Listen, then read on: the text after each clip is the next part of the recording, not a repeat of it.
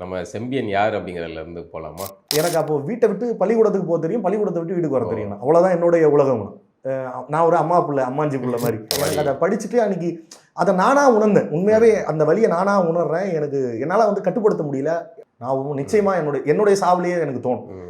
அதை மறக்கவே முடியாது. அண்ணாதுரான்னு சொல்லிட்டாலே சட்டையை பிடிச்சி பேசுகிற அளவுக்கு கருணாநிதின்னு சொல்லக்கூடாது, கலைஞர் தான் சொல்லணும். கருணாநிதினு சொன்னால் வாயில் அடிக்கிற ஒரு குடும்பத்தில் இருந்து தான் வந்திருக்கும்.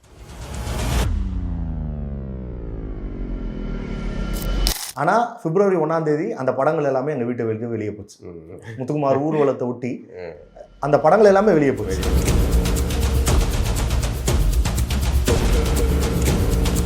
அப்புறம் என்கிட்ட ஒரு மாதம் என்னை ஸ்கூலுக்கே வர சொல்லலை. பிப்ரவரியிலேருந்து மார்ச் எக்ஸாம் எழுதுற வரைக்கும் நீ ஸ்கூல் வரக்கூடாது, நீ வீட்டிலே தான் இருக்கணும் அப்படின்ட்டாங்க.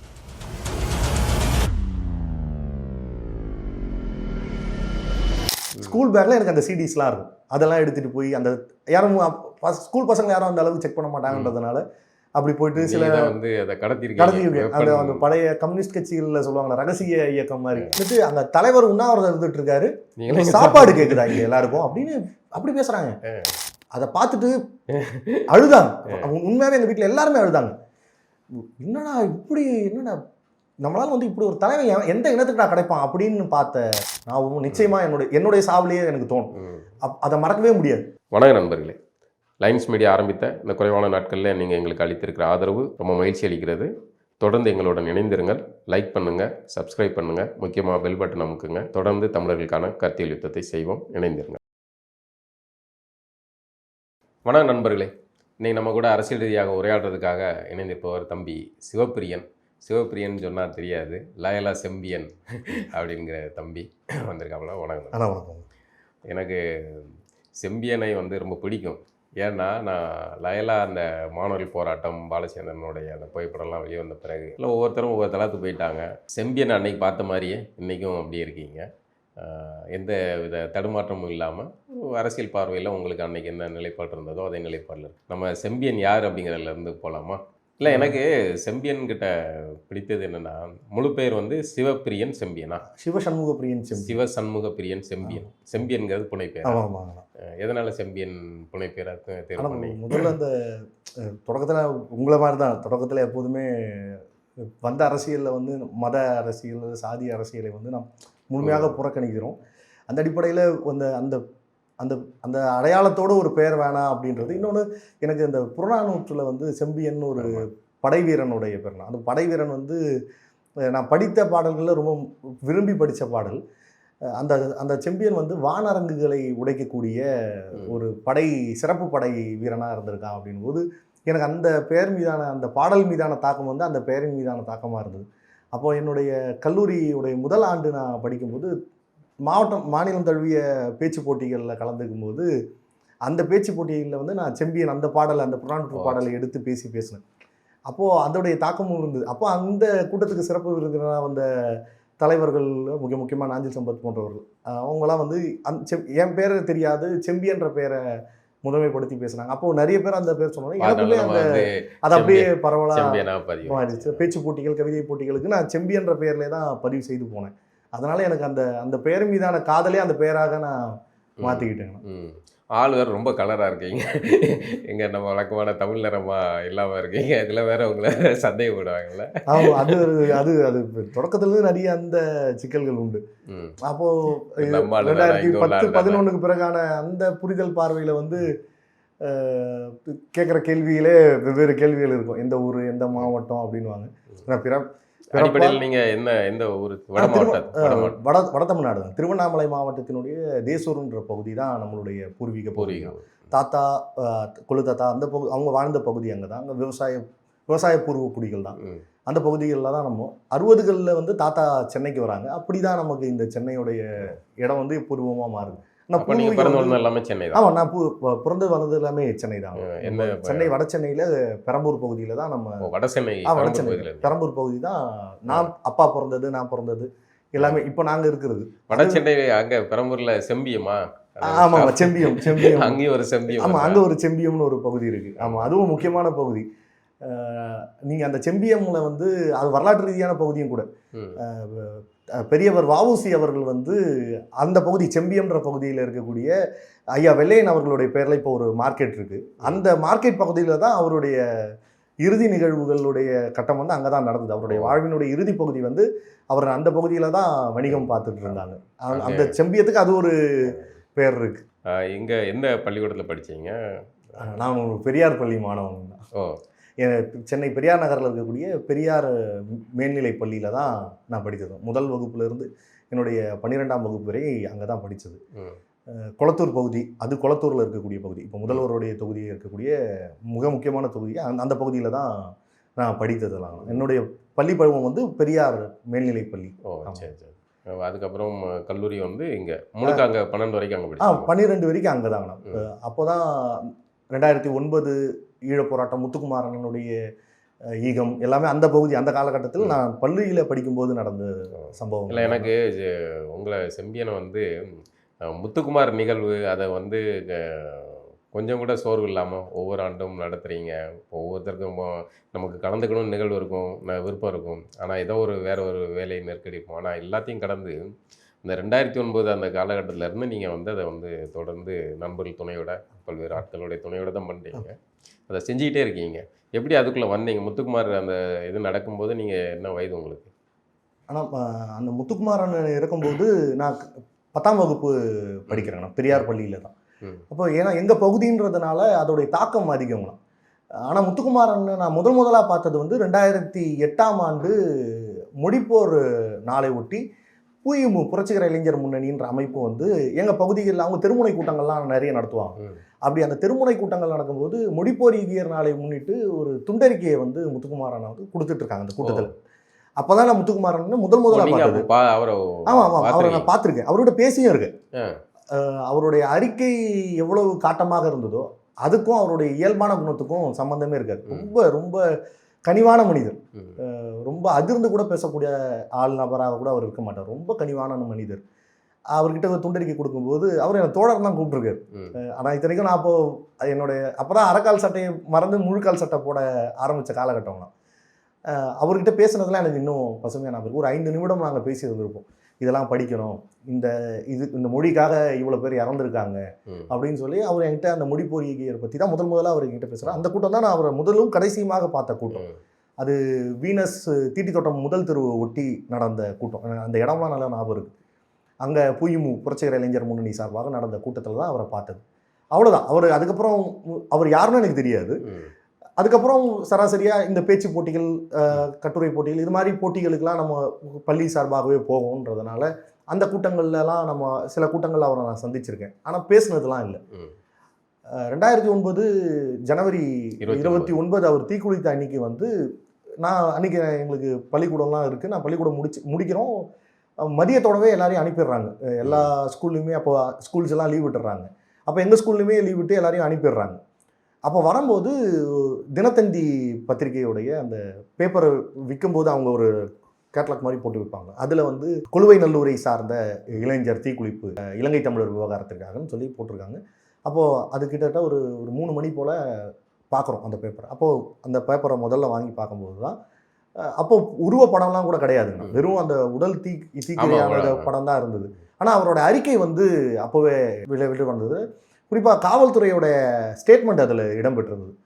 இவர் என்ன ஊருன்னு சொல்லி காவல்துறை கேட்டதுக்கு வந்து நான் வந்து சென்னை கொளத்தூரில் இருக்கேன், என் பூர்வீகம் இங்கே அப்படின்றாரு. நீங்கள் என்ன ஜாதின்னு கேட்டதுக்கு வந்து நான் தமிழ் சாதியாக தான் இருக்கிறேன். சாதி இல்லைன்றதுக்காக போராடுற அமைப்பை அந்த நிலைப்பாட்டில் அரசியலாக இருக்கக்கூடியவன்னா, அதனால் எனக்கு வந்து நான் சாதி இல்லாதவன் போடுங்க, இல்லை அப்படி போடணும் போது தமிழ் சாதின்னு போடுங்க அப்படின்னு சொன்னீங்க. அதுடைய அந்த வார்த்தை ரொம்ப என்ன இல்லை, அதுவும் அந்த கடைசி உயிர் போகிற நொடியில் கூட வந்து தன்னுடைய கொள்கை சார்ந்த நிலைப்பாடில் உறுதியாக இருந்தது. அது வந்து அந்த வார்த்தை வந்து என்னை ரொம்ப பாதித்த வார்த்தைங்க.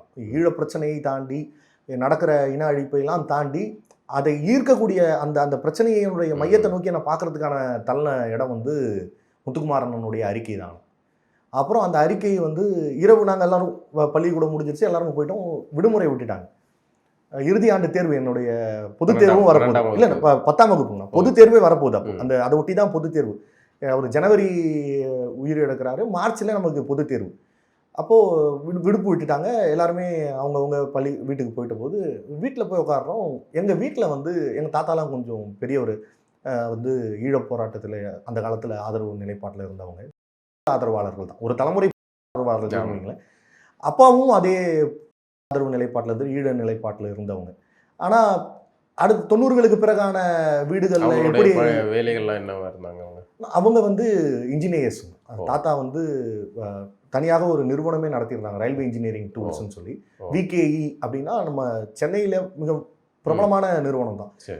இன்னைக்கு இருக்கக்கூடிய மோர் மார்க்கெட்டுன்னு சொல்லக்கூடிய பகுதியில் வந்து தாத்தா வந்து கொஞ்சம் எல்லாருக்குமே தெரிந்த நபர், மார்க்கெட்டில் கொஞ்சம் முக்கியமான நபர்னு வைங்க. அப்போது அவங்களுக்கு அந்த இயல்பான தமிழ் உணர்வு, தமிழர்கள் அடிப்படையில் தமிழ் உணர்வு. இன்னொன்று எங்கள் சின்ன தாத்தா அஷ்டலிங்கம்னு ஒரு பேர், அவர் வந்து 65 மொழி போராட்டத்தில் வந்து தேசூரில் ஸ்டூடெண்ட் லீடராக இருந்தார். அவங்களுடைய அந்த தாக்கங்கள் இருந்தது. குறிப்பாக ஒரு திமுக பாரம்பரியத்தில் வந்தவங்களுக்கு அல்லது தனித்தமிழ்நாடுன்னு பேசின அந்த அதுக்காக திமுகவில் இணைஞ்சவங்களாம் இருக்காங்களே, அது மாதிரியான ஒரு குடும்பம் தான் நம்ம குடும்பம்ன்ற போது இயல்பாகவே அந்த நிலைப்பாடுகள்லாம் 3 தலைமுறையாகவே வீட்டில். ஆனால் 90களுக்கு பிறகு அதை பற்றி பேசுறதுக்கான சூழல் இல்லை, ராஜியுடைய மரணத்துக்கு பிறகு. அதனால் அதுக்கான பெரிய ஆதரவோ இதுவோ இல்லாமல் இருந்த காலகட்டம். ஆனாலும் பேசுவாங்க, புலிகளை பற்றி பேசுவாங்க, தலைவரை பற்றி அப்பப்போ ஒரு 2-3 வார்த்தைகள்லாம் பேசுவாங்க. அந்த மாதிரியான உங்களுக்கு குடும்பத்தில் இது வந்து உரையாடல்கள் இருக்கிறதுக்கான சூழல்கள் இருந்ததுன்னா. அப்போ முத்துக்குமார் இறந்தது வந்து தாத்தாவுக்கு வந்து என்ன எல்லாரும் வீட்டில் இருக்கீங்க, அது என்ன பிரச்சனைன்னு போய் பார்த்தீங்களா அப்படின்னு தாத்தா தான் முதல்ல சொல்கிறார். எங்கள் வீட்டில் அதெல்லாம் வேணாம், வெளியெல்லாம் அனுப்பாதீங்க, பிரச்சனையாகவும் அடிப்பாங்க உதைப்பாங்க போது தாத்தா சொன்னார் முதல்ல போய் பார்க்கட்டும், இது வந்து பொது விஷயத்தை தெரிஞ்சுக்கிறதுக்கான வயசுன்னு சொல்லி அவர் தான் எனக்கு ஊர் உலகம் எங்கே நடக்குதோ அங்கே போய் பாரு அப்படின்னு அனுப்புகிறார். எனக்கு அப்போது வீட்டை விட்டு பள்ளிக்கூடத்துக்கு போக தெரியும், பள்ளிக்கூடத்தை விட்டு வீட்டுக்கு வர தெரியும், அவ்வளோதான் என்னுடைய உலகம். நான் ஒரு அம்மா பிள்ளை, அம்மாஞ்சி பிள்ளை மாதிரி, இதை தாண்டி வெளியெல்லாம் எனக்கு போக தெரியாதுண்ணா. அப்போது தாத்தா சொல்லி தான் முதல்ல நான் அப்படியே போகிறோம். நான் இருந்த செம்பியம் பகுதியிலேருந்து கொளத்தூர் பகுதிக்கு அப்போ பேருந்து இல்லை தானி ஆட்டோலாம் கூட எதுவும் கிடையாதுங்க, நடந்தே போகிறோம். நடந்தே போனால் இன்றைக்கி முத்துக்குமார் அண்ணனுடைய நிகழ்வு நடக்கிற இடத்துக்கு அந்த அந்த தெருவினுடைய அந்த ஒரு சாலையினுடைய முனையில் நிற்கிறேன். இருக்கும்போது ஒருத்தர் வந்து கையில் ஒரு துண்டறிக்கை கொடுத்துட்டு போயிட்டார். அந்த துண்டறிக்கை வந்து அது எப்படி கொடுப்பாங்க இதெல்லாம் எனக்கு தெரியல. கூட்டம் வந்து பெரிய கூட்டம், அந்த இரவே நல்ல கூட்டம்னா எல்லாம் ஒரே சத்தம் தான். அந்த அங்கே பேசுகிறவங்க சத்தத்தை விட கூட்டத்தில் இருக்கிறவங்களுடைய அழுகை விம்மல்கள்லாம் ரொம்ப மனதை ரொம்ப பாதிச்சுது. எதுக்காக இவங்க இறந்தாங்க, ஏன் இறந்தாங்கன்ற அந்த புரிதல் வந்து முத்துக்குமார் அண்ணன் இறக்கும் போது எனக்கு தெரியாது. அன்னைக்கு இரவு எனக்கு கையில் கிடைச்ச அந்த துண்டறிக்கை தான். உண்மையில் அந்த கடிதம் தானே பாருங்க, இப்போ சொல்லும் போது எனக்கு சிலுக்கு. அந்த துண்டறிக்கை வந்து அந்த துண்டறிக்கையை நான் அங்கே படிக்கலைங்க, அந்த மாதிரி துண்டறிக்கையே ஒரு புத்தகம் மாதிரி என்கிட்ட வந்துருச்சு. பல்வேறு அமைப்புகள் புய்யும், அன்னைக்கு மாக்காயிக்கா, இன்னைக்கு மாக்காயிக்கா நம்ம எதுவும் அன்னைக்கு பார்த்த மாக்காயிக்கா இன்னைக்கு இல்லை, அன்னைக்கு பார்த்த புய்யுமும் இன்னைக்கு இல்லை. அந்த அமைப்புகளோட அறிக்கைகள், பல்வேறு அமைப்புகள், அப்போ சுபவி அவங்களோட அமைப்புகள் கூட அன்னைக்கு அந்த இருந்தாங்க. அந்த அவங்க கொடுத்த அறிக்கைகள் மட்டுமே ஒரு பேப்பர் தாங்கண்ணா. ஆனால் என்கிட்ட நான் அந்த அங்கேருந்து நான் வீட்டுக்கு விடைபெறும் போது என்கிட்ட ஒரு புத்தகம் மாதிரி இருந்தது. அந்த புத்தகத்தில் எல்லாருமே ஒரே கருத்தாக இருந்தாலுமே வெவ்வேறு தகவல்கள் இருந்ததுங்கண்ணா. அதை நான் வீட்டில் எடுத்துகிட்டு போய் அன்றைக்கி இரவு தான் படிக்கிறேன். அந்த இரவு முழுக்க நான் அதை படிக்கிறேன். அதில் வந்து முத்துக்குமார் அண்ணனுடைய அறிக்கை, அந்த 4 பக்க அறிக்கையை வந்து எனக்கு உள்ள ஒரு பெரிய தாக்கத்தை ஏற்படுத்துச்சு. அதுதான் குறிப்பாக 87லேருந்து 91 வரைக்கும் இந்திய அமைதிப்படை இலங்கையில் என்னென்ன கொடுமைகள்லாம் பண்ணுச்சு, அது எப்படி ஒரு இனப்படுகொலை வந்து சொல்லுது. இத்தனை பேர்கள், இத்தனை ஆயிரம் பெண்கள் வந்து பாலியல் வன்கொடுமைக்கு ஆளாக்கப்பட்டாங்க அப்படின்போது எனக்கு ஒரு அக்கா இருக்காங்க. எனக்கு எங்கள் அம்மா தான், அப்பா இல்லை, அம்மா தான் என்னை வளர்த்தவங்க, தாத்தா பாட்டி தான். அப்படின்னும் போது ஒரு அம்மா பிள்ளையா இருக்கும்போது எனக்கு அது கூடுதலாக எனக்கு அதை படிச்சுட்டு அன்னைக்கு அதை நானாக உணர்ந்தேன். உண்மையாகவே அந்த வழியை நானாக உணர்றேன். என்னால் வந்து கட்டுப்படுத்த முடியல. அந்த வரலாறே தெரியாத எனக்கு அந்த ஒரு அறிக்கை வந்து அன்றைக்கி நான் அழுகிறேன். என்னை கட்டுப்பாட்டை மீறி நான் அழுது அந்த அந்த அந்த மனநிலையை என்னால் இப்போ கூட முழுமையாக விவரிக்க முடியாது. அப்புறம் ஒவ்வொரு அறிக்கையாக அந்த அறிக்கைகள்லாம் இரவு படிக்கிறேன். அப்புறம் அடுத்த நாள் காலையில் நான் முடிவு பண்ணிட்டேன், அந்த ஊர்வலத்துக்கு நம்ம போகணும், கண்டிப்பாக போகணும் அப்படின்னு. எங்கே போகிறோன்னா ஊர்வலத்துக்கு போகிறோன்னு. இன்னொன்று வீட்டில் எதுவும் பதிலாம் எதுவும் இல்லை. ஆனால் கூட்டம் அந்த முத்துக்குமார் அண்ணனுடைய உடல் வைக்கப்பட்ட இடத்துல இருந்து அந்த சாலை முழுக்கவே கூட்டம். அப்போ அந்த உடல் எடுக்கிறதுக்கு முன்னாடியே கூட்டம்னா, அப்போது கூட்டத்துக்கு போகிறோன்னு முடிவு பண்ணிட்டேன். அப்போ இடையில வந்து எனக்கு வந்து இந்த ஸ்கூலில் நான் நல்லா பேசுறது, நான் சொன்னால் ஒரு 10 பசங்க கேட்குற சூழல் தான் இருந்ததுன்னா. அப்போது நான் அங்கே போயிட்டோன்னே பசங்க எல்லாருக்குமே அப்போ அந்த ₹1 ஃபோன் தான், அந்த மஞ்சள் கலர் பூத்து எல்லாருக்கும் ₹1 காயின் போட்டு நண்பர்கள் எல்லார்ட்டையும் பேசி எல்லாருமே அங்கே வந்துருங்கன்னு சொல்லி இன்னைக்கு வந்து குளத்தூர் மார்க்கெட்னு ஒன்று இருக்கும், அந்த பகுதியில் தான் நாங்கள் அசம்பிள் ஆகிறோம். அங்கேருந்து ஒரு 15 பசங்க நாங்கள்லாம் போனோம். போயிட்டு அந்த ஊர்வலத்தில் ஸ்கூல் யூனிஃபார்மோட தான் போனோம். போயிட்டு அங்கேயே ஒரு சார்ட் பேப்பர் வாங்கி அந்த முத்துக்குமாரனுடைய அறிக்கையில் என்ன இருந்ததோ அதையே எழுதுறோம். அதுலேயே வந்து எழுதியிருந்த அறிக்கைகள், தமிழீழம், புலிகள், இது எல்லாத்தையுமே எழுதி நாங்கள் அங்கே சார்ட் பேப்பரை பிடிச்சி நிற்கிறோம். அது அது வந்து அந்த அந்த காலத்தில் ஒரு செய்தியாகலாம் கூட மாறுச்சு.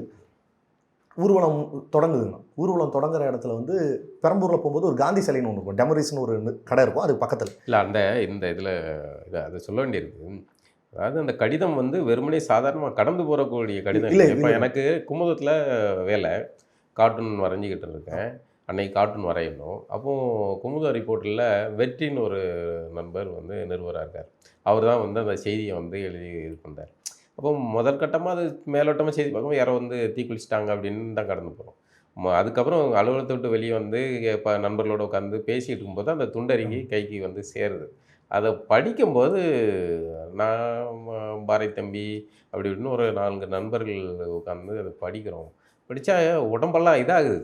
என்னடா நம்ம எதாவது செய்யணும் அப்படின்ட்டு உடனே ஆளுக்கு கையெழுத்து காசெல்லாம் போட்டு ஆளுக்கு ஒரு ஜெராக்ஸு ஒரு பண்டல் அதெல்லாம் இதை எடுத்து அதை விநியோகிக்கிறோம். அப்போ அந்த கடிதம் தான் வந்து நம்மளை அந்த இதுக்குள்ளே இழுத்துட்டு வருது.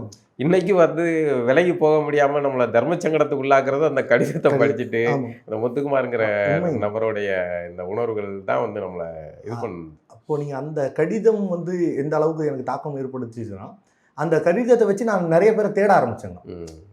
எனக்கு இந்த கடிதம் வந்துடுச்சு. இந்த கடிதம் கிடைச்ச பிறகு அப்போதான் செந்தமிழன் அண்ணா, நீங்கள் உங்களுடைய கார்ட்டூன்ஸ் அப்போ அன்றைக்கி திமுகவையும் அன்றைக்கி நடந்த இந்திரா அன்னைக்கே தான் நீங்கள் சொன்னீங்களா போஸ்டர் எழுதுனீங்கள, அதே மாதிரி தான் நான் வந்து உடல் முத்துக்குமார் உடல் இங்கே முன்னாடி வச்சுருக்காங்க, ஒரு தட்டி மறைப்பு பின்னாடி இருக்குது. அதுக்கு பின்னாடி வந்து ஒரு இதை போட்டு சார்ட்டை விரித்து உட்காந்து நான் கார்ட்டூன் வரைகிறேன். அவ்வளோ கோபத்தில் என்னென்ன கார்ட்டூன் வரைச்சேன்னு இப்போ யோசிச்சா தெரில. அவ்வளோ கொடூரமான இதெல்லாம் அதை நடந்தது, கருணாநிதி விமர்சிச்சு அப்படின்னு ஏகப்பட்ட கார்ட்டூன் வரைஞ்சி அதுக்கப்புறம் ஊர்வலம் போகும்போது நாங்கள் எல்லா நண்பர்கள்லாம் பிடிச்சி போகிறோம். அன்றைக்கி அந்த கார்ட்டூனில் பிடிச்ச நண்பர்லாம் இன்றைக்கி கூட இல்லை. அன்றைக்கி நீங்கள் சொன்ன நிறைய பேருடைய அந்த பெயர்கள் நான் அன்றைக்கி பார்த்த பத்திரிகையாளர்கள் இல்லை நீங்கள் சொன்ன நபர்கள்லேயே நான் பேர் சொல்ல விரும்பல, அவங்கெல்லாம் வந்து எனக்கு அப்போ வந்து சூப்பர் ஹீரோஸ். என்னுடைய வயதுக்கு நான் பார்த்த புரிதலுக்கு என்ன எழுதுறாங்க, என்ன வரைகிறாங்க இவங்க இவ்வளோ துணிச்சலாக எழுதுறாங்க. ஏன்னா அப்போ வந்து முதலாக காவல்துறைனா போலீஸ் அங்கிள்னு சொல்லுவோம். ஸ்கூல் விட்டு போகும்போது பஸ்ஸை விட்டு இறங்கும் போது யாராச்சும் போலீஸ் நின்னாங்கன்னா அவங்களுக்கு இடம் கொடுப்போம். இது வந்து அப்போ வந்து என்னோட காவல்துறை மீதான என் பார்வையுமே அந்த ஊர்வலத்தில் தான் மாறிச்சுங்க. அப்படி பார்த்த காவல்துறையில் வந்து ஒரு சூப்பர் ஹீரோவாக பார்த்தோன்னா, மக்களுக்காக பேசுகிறவங்க, மக்களுக்காக போராடுறவங்க தான் ஹீரோ அப்படின்ற புரிதல் வந்து ஜனவரி 30ஆம் தேதி தான் எனக்கு வந்ததுங்க. ஜனவரி 31 ஊர்வலம், அங்கேருந்து ஒரு நாள் கழித்து ஊர்வலம் தொடங்கும் போது அந்த காந்தி சிலை எதிர்க்க, அப்போது நீங்களாம் எனக்கு தெரியாது, கார்ட்டூனிஸ்ட் பாலா அப்படிலாம் எனக்கு தெரியாது. ஆனால் நீங்கள் போட்ட ஓவியத்தெல்லாம் அங்கே பேனராக எடுத்துகிட்டு வந்திருந்தாங்க நிறைய அமைப்புகள். அந்த அமைப்புகள் இன்றைக்கி உங்களை விமர்சிக்கிறாங்க, இன்றைக்கி அந்த ஈழநிலைப்பாட்டிலேருந்தே மாறி இருக்கிறாங்க. அந்த அமைப்புகள்லாம் வந்திருந்தாங்க. அதில் ஒரு ஒரு நிறை மாத கர்ப்பிணி ஒரு அக்கா, அவங்க காந்தி சிலை கிட்ட வரும்போது போலீஸ் வந்து முத்துக்குமாரையோ ஊர்வலத்தை வரவங்களையோ ஏதோ கொச்சையாக பேசுகிறாங்க. அந்த அக்கா வந்து போலீஸ் மன்னிப்பு கேட்டால் தான் ஆச்சுன்னும் போது அந்த புள்ளத்தாச்சி அக்காவை தள்ளுறாங்க.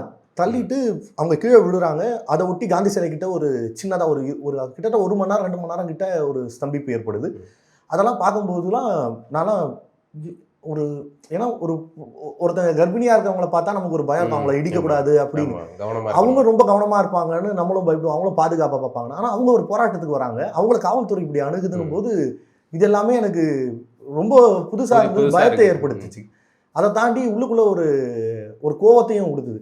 இதுதான் அமைப்பா, இதுதான் பிரச்சனை. இப்போ வந்து நம்ம பார்த்த ஹீரோக்கள் பார்த்தவங்களாம் ஹீரோ கிடையாது. நம்ம வீட்டில் வந்து ஜெய்ஹிந்து அப்படிலாம் நமக்கு வந்து காட்டப்பட்ட சினிமா ஹீரோக்கள் கிடையாது. அப்போவே எங்கள் வீட்டில் ஜெய்ஹிந்துலாம் கிடையாதுங்க. அப்போ எங்கள் வீட்டில் வந்து இப்போ நான் சொல்கிறதுக்கு ஒன்றும் இல்லைங்கண்ணா, எங்கள் வீட்டில் கருணாநிதி அவர்களுடைய படம் தான் இருக்கும், கேலண்டரில் இருக்கும், கடிகாரத்தில் இருக்கும், பெரியார், அண்ணா, ஒரு திமுக தொண்டர் குடும்பத்தில் ஒரு பாரம்பரிய திமுக குடும்பத்தில் என்ன இருக்குமோ அதுதான் இருக்கும். தாத்தா காலத்து திமுக, உண்மையான தாத்தா காலத்து திமுக. ஆமாங்க, உண்மையானே தாத்தா காலத்து திமுக. இவங்க பார்க்குற இந்த ஐடி விங்கில் வந்து பேசுகிற திமுகலாம் இல்லைங்க. பெரியாரை சொல்லிட்டா, அண்ணாவை சொல்லிட்டா, அண்ணாதுரான்னு சொல்லிட்டாலே சட்டையை பிடிச்சி பேசுகிற அளவுக்கு. கருணாநிதினு சொல்லக்கூடாது, கலைஞர் தான் சொல்லணும். கருணாநிதினு சொன்னால் வாயில் அடிக்கிற ஒரு குடும்பத்தில் இருந்து தான் வந்திருக்கும். ஆனால் February 1ஆம் தேதி அந்த படங்கள் எல்லாமே எங்கள் வீட்டை வெளியே போச்சு. முத்துக்குமார் ஊர்வலத்தை ஒட்டி அந்த படங்கள் எல்லாமே வெளியே போச்சு. வெளியே தூக்கி குப்பையில் போட்டாங்க. அதுதான் நடந்தது. அதை நான் போடலை, உங்கள் குடும்பத்துல இருந்தே வெளியே போன அந்த நிகழ்வுகள்லாம் நான் பார்த்துருக்கேன். அப்போ முத்துக்குமாரன் ஊர்வலம், அந்த ஊர்வலம் போய் நிற்கும் போது அந்த ஊர்வலத்தை திசை திருப்புறதுக்கு என்னென்னலாம் நடந்தது அதையும் நான் பார்த்தேன். அது கண்கூடா பார்க்குறேன். ஒரு வாழும் சாட்சியமாக ஒரு சின்ன பையனா நிற்கிறோம் அந்த வண்டியில. அதெல்லாம் தான் நமக்கு இன்னைக்கும் அவங்கள மன்னிக்க முடியாம போட்டு அடிக்கிறது காரணம். அது அவங்க பண்ண அந்த திருட்டுத்தனம். உண்மை. அது அவங்க கடந்த காலங்களில் எவ்வளவு உழைப்பு செலுத்தி இருக்கோன்னு சொன்னாங்களோ அது எல்லாத்தையுமே கேள்விக்குறியான இடம் முத்துக்குமாரனுடைய ஊர்வலம். அந்த ஊர்வலம் ஒரு குப்பை குளம் வழியாக கொண்டு போய் கடைசியா மூலக்கொத்தளம் சுடுகாடு வரைக்கும் நாங்கள் போயிருந்தோம். மூலக்கொத்தளம் சுடுகாட்டில் உடல் எரிக்கிறாங்க. நன்னிரவு அன்றைக்கே சாம்பல் எடுக்கிறாங்க. அந்த சாம்பல் எடுக்கும்போது காவல்துறை முத்துக்குமாருடைய உடலுக்கு பயந்தாங்க, முத்துக்குமாருக்கு சாம்பலுக்கும் பயந்த காவல்துறையை நான் அப்போ பார்த்தேன். அந்த கூட்டத்தில் நான் பார்த்த ஒரு கர்ப்பிணி அக்கா அந்த சாம்பலை எடுத்து அவங்களுடைய அடி வயிற்றுல தடவுனாங்க. அப்போ அதெல்லாம் அது பதிவு செய்யப்பட்டிருக்கு, வரலாற்று பதிவு ஊடகங்களில் கூட வந்திருந்தது. ஆனால் அதை நான் நேரடியாக பார்க்குறேன். அதோடைய தாக்கம்லாம் ஒரு மனிதன் சாகும்போது அவனுடைய கடைசி 7 நிமிடங்கள் அவன் வாழ்க்கையில் நடந்தது எல்லாமே வரும்னுவாங்க. நான் சாகும்போது என்னுடைய வாழ்க்கையில் எதெல்லாம் வருதோ இல்லையோ முத்துக்குமாரனுடைய ஊர்வலமும் அந்த கர்ப்பிணி அக்காவுடைய நாவும் நிச்சயமா என்னுடைய சாவிலேயே எனக்கு தோணும். அதை மறக்கவே முடியாது. அதுதான் பிற்காலத்தில் எல்லாத்தையுமே மாற்றுது. எல்லாரையுமே இந்த சமூகத்தில் யார் யாரெல்லாம் தீவிரவாதினானோ, யார் யாரெல்லாம் பிரச்சனைக்குரியவனாங்களோ, எவனெல்லாம் நம்பக்கூடாதுன்னு அது வரைக்கும் படித்த மேட்டுக்குடிகள் சொன்னாங்களோ, அவங்கள எல்லாரையுமே நான் தேடி போய் அவங்களோட உறவுகளை விரிவாக்கம் பண்ணுறேன், அவங்கள பார்க்குறேன், அவங்கக்கிட்ட பேசுகிறேன், அவங்கக்கிட்ட இருந்து அறிவை பெறுறோம். அது மாதிரியான முத்துக்குமாரனை ஒட்டி அந்த இளைஞர்கள் கூட்டம் அவங்களை கூட்டு வர்றார். முத்துக்குமாரனுடைய இறப்புல தான் நம்ம பொது வேலைகளுக்கு வரோம். ஆனால் என்னன்னா அடுத்த 1ஆம் தேதி என்னை ஸ்கூலுக்கு கூப்பிடுறாங்க. கூப்பிட்டுட்டு ஊர்வலத்தில் என்னென்ன நடந்ததுன்னு கேட்டாங்க. என்ன நடந்ததுன்னா, நீங்கள் ஊர்வலத்துக்கு போனீங்க? ஆமாம் போனோம். ஏன் போனீங்க? இந்த மாதிரி ஒரு இனத்துக்காக இறந்துருக்காங்க, மக்கள் கொல்லப்படுறதை நிறுத்த சொல்கிறாங்க.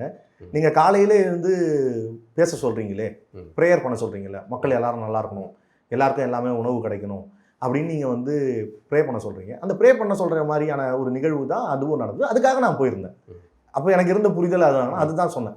சொன்னோடனே இப்போ பாரு, போலீஸ்லாம் ஸ்கூல் வரைக்கும் வந்துட்டாங்க, அவங்க அவங்களாம் மிரட்டுவாங்க, உன்னை கேஸ் போடுறேன்னு சொல்கிறாங்க, நீ ஜெயிலுக்கு போவியா, அப்பா இல்லாத பையன் உங்கள் தாத்தா என்ன பண்ணுவார், இதெல்லாம் தப்புன்னா நான் சொல்கிறேன் எங்கள் தாத்தா தான் என்ன போக சொன்னார் அப்படின்ற. அப்படியே அவங்க ஒரு மாதிரி நிற்கிறாங்க. அப்புறம் கூட பேசுகிறேன்னு சொல்லி காவல்துறை எதிர்க்க என்ன ஒரு 2 அடி அடிக்கிறாங்க என்னுடைய ஆசிரியர். அப்புறம் அவங்க ஒரு வரலாற்று பாடத்தை எடுக்கக்கூடியவங்க. அவங்க பேர் சக்தி பிரபா. அவங்க அடிச்சுட்டு என்ன அங்கேருந்து என்ன அனுப்பி விட்டுறாங்க. போலீஸ்கிட்ட அனுப்பி விட்டுறாங்க. போலீஸ்காரங்க எதுக்காக வந்தாங்க, என்ன சொல்கிறாங்க? எவ்வளோ பேர் கலந்துக்கிட்டாங்க, ஏன் உங்களை தேடி? ஏன்னா நாங்கள் அந்த பகுதியில் இருக்கிறோம்னா, ஸ்கூல்ல இருந்து வந்தோம், ஒரு 10 பேர் யூனிஃபார்மோட இருக்கிறோம். 2வது அடையாளம் இல்லாமல் அந்த பகுதிகளில் நாங்கள் அன்னைக்கு அடுத்த நாள் நாங்கள் இந்த கூட்டம் நடக்கும்போது காந்தி சிலை கிட்ட ஒரு கூட்டம் நடக்குது, டெமரிஸ் காந்தி சிலையில்.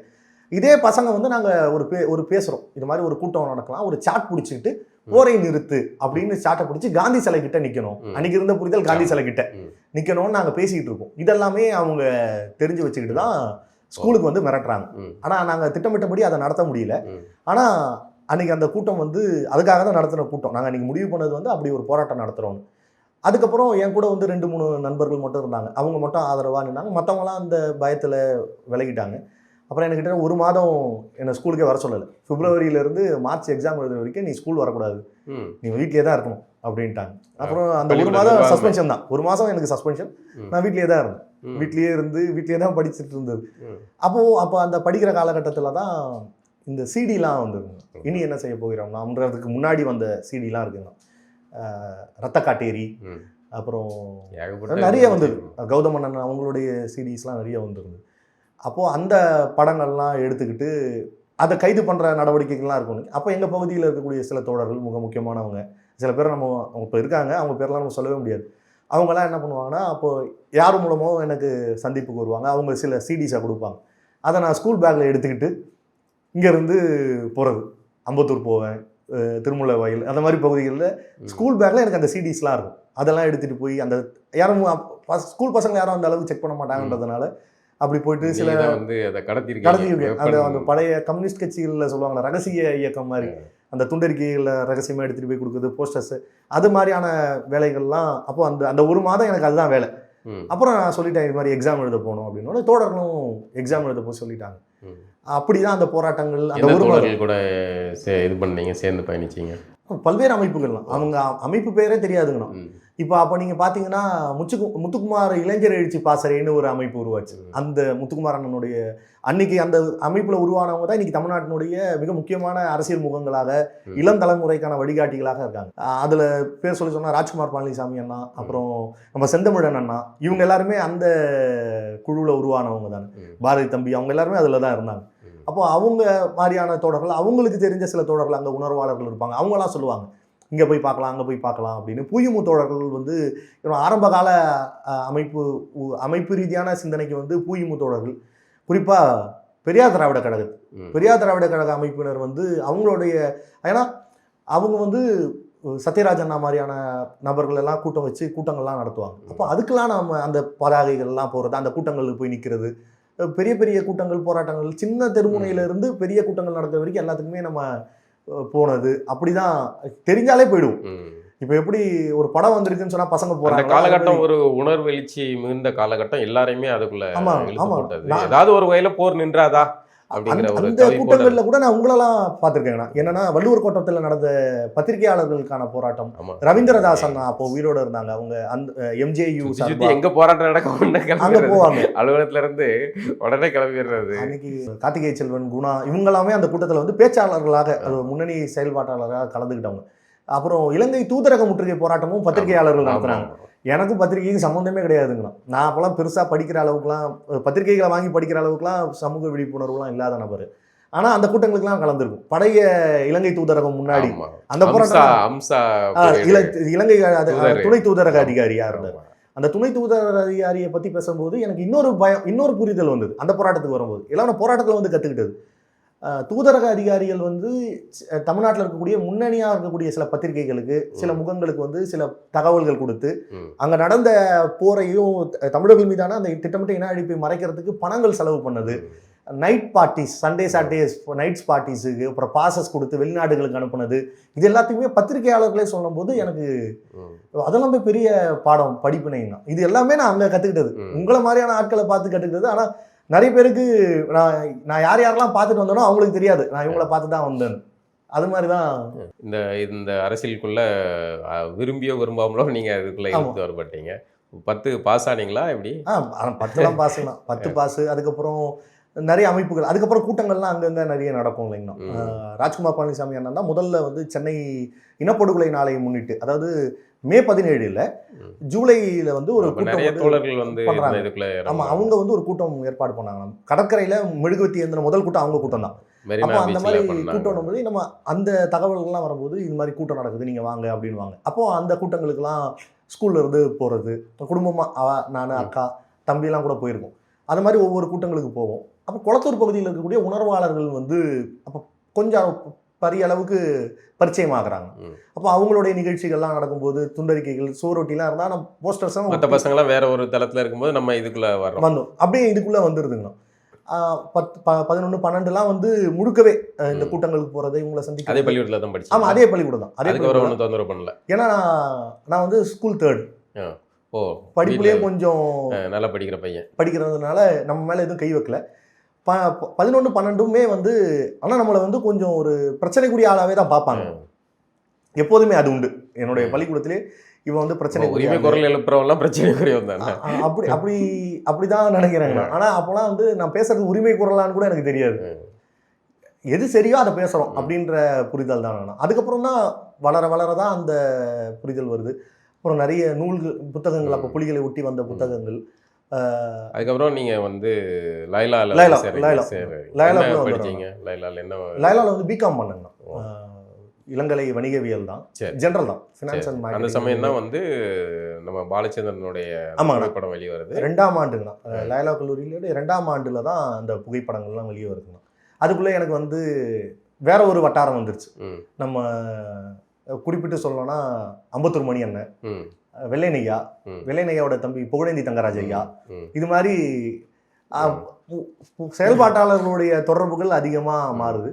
அப்புறம் வெள்ளை நையாவுடைய கூட்டங்களுக்கெல்லாம் வந்து அவங்க எல்லா கூட்டங்களையுமே ஈழ பிரச்சனையை ஒரு மையப்படுத்தி பேசுவாங்க. அப்போ அவங்க கூட்டங்கள், திருமுனை கூட்டங்கள் வந்ததுன்னா நம்மளை மேடை ஏற்றிடுவாங்க. சின்ன பையன் பேசுகிறா அப்படின்னு. பெருசாக பேச தெரியலனா கூட அவங்களுடைய மேடைகளில் ஏறி பேச ஆரம்பிக்கிறதுனா அப்படி தொடங்குச்சு. 91 ராஜீவ் சம்பவம் நடக்கும்போது தாத்தா திமுக காரர்கள் வீடுகள்லாம் குறி வச்சு தாக்கப்பட்டது இல்லைங்கன்னா எங்கள் வீட்டில் மட்டும் ஒரு கிட்டத்தட்ட ஒரு அரை லாரி பீர் பாட்டில் எடுத்தாங்களாம், உடஞ்ச பீர் பாட்டில். ஏன்னா அவ்வளோ பெரிய தாக்குதலுக்கு உள்ளான குடும்பம் தான் தாத்தா வீடுலாம். அதனால நமக்கு அது ஒன்றும் பெருசா இல்லை. இன்னொன்று தீர கதைகள்லாம் நமக்கு வருது. ஒரே நாளில் இவ்வளோ அடித்தாங்க, அவ்வளோ பண்ணாங்க, அவங்களுடைய சாரரசங்கள். ஒரு அங்கேற்கனி அக்கா வந்து கடல்லையே போய் இவ்வளோ பெரிய தாக்குதல் பண்ணாங்க. மாலதி ஒரு பெண்ணணி, இலங்கை தமிழர் வரலாற்று சுவடுகள்னு சொல்லி இலங்கை தமிழர் வரலாற்று சுவடுகள்னு வந்துருங்க. அது எல்லாத்தையும் கட் பண்ணி எடுத்து வச்சிருந்தேன். கடைசி முனையிலிருந்து முடிக்குவாங்க. சில தலைவர் படம் வந்ததுன்னா அந்த தலைவர் படம் வந்து அப்போ இணையத்தில் பெருசாக கிடைக்காது இல்லைங்களா. அந்த படங்களை மட்டும், அந்த பேப்பரை மட்டும் 2ஆ வாங்கிடுவேன். பார்த்துட்டேன்னா இன்னொரு பேப்பர் வாங்கிட்டு அதை கத்திரிச்சு அந்த கதைகளெல்லாம் தனித்தனியாக நானே ஒரு இந்த அந்த காலத்தில் ஒரு காலத்தில் சினிமா சேகரிப்பு பண்ணுற மாதிரி எனக்கு இவங்க தலைவர் மேலே ஈழ போராட்டம் அது எல்லாமே ரொம்ப விருப்பப்பட்டுச்சு. அது எம்ஜிஆரோட அவர் இருந்த படம்லாம் வந்தது இல்லைங்களா. அப்போ எம்ஜிஆர்லாம் இதில் இருக்காரா அப்படின்றது அந்த தகவல்கள்லாம் படிக்கிறோம். போராட்டம், அந்த எம்ஜிஆர் வந்து தலைவருக்கு உதவி இருக்காங்க அப்படின்னு அந்த ஈர்ப்பு. அதுக்கப்புறம் ஒவ்வொரு ஆள் மேலேயுமே அந்த ஈர்ப்பு வந்தது. அமைதிப்படை போகும்போது அப்போது திமுக என்னென்னலாம் பண்ணிச்சுன்ற காலகட்டம் வந்து இல்லைங்களா. ஏன்னா இது ஜனவரிக்கு முன்னாடி வர இதழ் தானுங்கண்ணா. இப்போ ஜனவரி முத்துக்குமாரன் ஊர்வலத்துக்கு பிறகு தான் நமக்கு திமுக காங்கிரஸ் மீதான வெறுப்பு வருது, வன்மம் வருது. வெறுப்புன்றதுனா அது அடுத்த கட்டம் வந்து போயிடுச்சு. அதுக்கு முன்னாடிலாம் வந்து என்ன கேட்பாங்க, நீங்கள் வந்து திமுக வந்து ரொம்ப கடுமையாக வந்து விமர்சிக்கிறோம். நமக்கு திமுக குடுக்கல் வாங்கல் பிரச்சனை கடுமையெல்லாம் இல்லை, வன்மமாக தான் விமர்சிக்கிறோம். கார்ட்டூன் வரைகிறேன், ரொம்ப கடுமையாக கார்ட்டூன் வரைகிறேன். ஆமாம், கடுமையாக தான் வரைகிறோம், வன்மமாக தான் வரைகிறோம். அந்த காலத்தில் உண்மையாகவேங்கண்ணா, நான் கிண்டலுக்கு சொல்கிறேங்கண்ணா. அப்போ நெப்போலியன் வந்து திமுக மேடைகளில் வந்து அம்மையார் ஜெயலலிதாவை கிண்டல் பண்ணி பாடல்லாம் பாடுவாங்க. அந்த பாடல்லாம் பெரிய டேப் எலெக்ஷனில். அந்த பாடல்லாம் என் தம்பி வந்து பாடியிருக்கான். எங்கள் வீட்டில் பாட சொல்லி கேட்பாங்கன்னா, அப்போது ஏன்னா தலைவர் கலைஞர் தான். அந்த அம்மா வந்து அவங்க அந்நியம் தான், பாப்பாத்தி இனத்துக்கு எதிரானவங்க. அந்த அம்மாவுக்கும் நமக்கு என்ன சம்பந்தம் இருக்கு? இந்த கட்சி நம்ம கட்சி, இனத்துக்கான கட்சி, நம்ம குடும்ப அப்படின்ற புரிதல் ஆதரிக்கிறதா நம்மளுடைய கடமை. திமுக ஆதரிக்கிறது வந்து கடமையை தாண்டி அதை பெருமையாக நினச்சிக்கிட்டாங்கன்னா, திமுக வந்து வராது வந்த கட்சி, இந்த இனத்துக்காக பேசின கட்சி அப்படின்னு அவங்களுக்கு ஒரு புரிதல் இருந்தது இல்லைங்களா. அந்த புரிதல் வந்து திமுக பிஜேபியோட போனால் கூட அவங்களுக்கு அந்த எதிர்நிலையெல்லாம் இல்லை. எங்கே போனாலும் கட்சிக்கு திமுக தமிழர்களுக்கான கட்சி அப்படின்னு இருக்கும். அதிமுக மேலோ மற்றவங்க மீதும் புரிதல் வந்து வேற பார்வை தான்.